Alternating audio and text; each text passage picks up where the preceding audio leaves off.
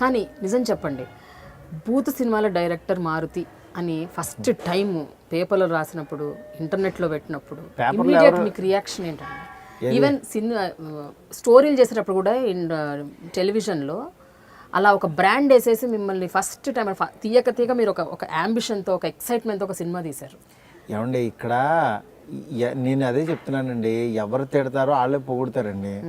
తిట్టారని మన వాళ్ళని తిట్టడం, పొగిడారని మన వాళ్ళని పొగడటం అది తప్పు అంటున్నా.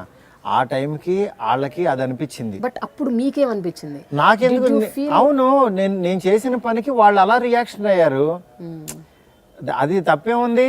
నేను ఒక పని చేశానండి, ఆ పనికి ఒక్కొక్కరు ఒక రకంగా రియాక్ట్ అవుతారు.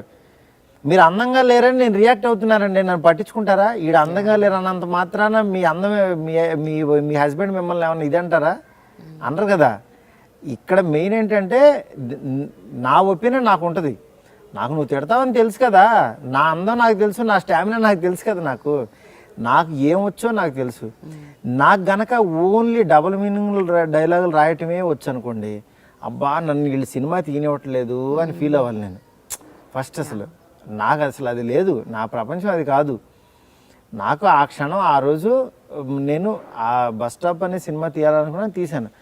కానీ అదొక్కటి పట్టుకుని కావాలని బ్రాండేసి రుద్దితే ఈడి లాగేయచ్చు కిందకి, ఈయన మ్యాక్సిమం లాగేయచ్చు అనుకుంటే ఇంకా వాళ్ళ మూర్ఖత్వం అది వేరు.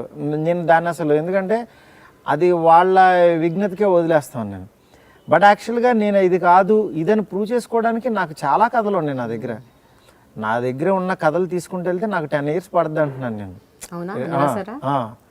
నా కథలు అన్నీ నేను ఒక్కొక్క కథ నేను తీసుకుంటూ వెళ్తే, ఎందుకంటే నాకు కథకి నేను పెద్ద టైం తీసుకోను. నాకు ఇప్పుడు మీరు కూర్చుని నాతో ఒక సినిమా తీస్తున్నారు, మీరు నాకు కథ చెప్పండి అంటే ఒక 1/2 hour టైం ఇచ్చిన తర్వాత మీకు ఒక కథ చెప్తాను మిమ్మల్ని పెట్టి, ఈ సినిమా మీతో ఇలా తీయచ్చు, ఇది తీయచ్చు అని. అందుకే అంత స్పాంటేనియస్గా స్పీడ్గా ఉంటాను. మా ఫ్రెండ్స్ అందరూ అందుకే నాని అంటుంటాడు అనమాట, నాని సార్ మన ఇద్దరం ఎక్కువసేపు మాట్లాడుకోవద్దు సార్, రకరకాల కథలు వచ్చేస్తే ఒకదానికి స్టిక్ అయిపోయి మన దానికే ఉండాలంటాడు తను. ఎందుకంటే నాని కూడా నేను ఇంత చెప్తే తన వైపు నుంచి బౌన్స్ బ్యాక్ నాకు ఎలాబరేట్ చేసేస్తుంటాడు. సార్ ఇలా ఇలానే అల్లేసుకుంటూ ఉంటాం. మేమిద్దరం యుఎస్ వెళ్ళినప్పుడు నేను వంశీ నాని మేము మాట్లాడుకుంటుంటే ఒక్కోసారి ఒక్కొక్క కథ వచ్చేసేది అట్లా.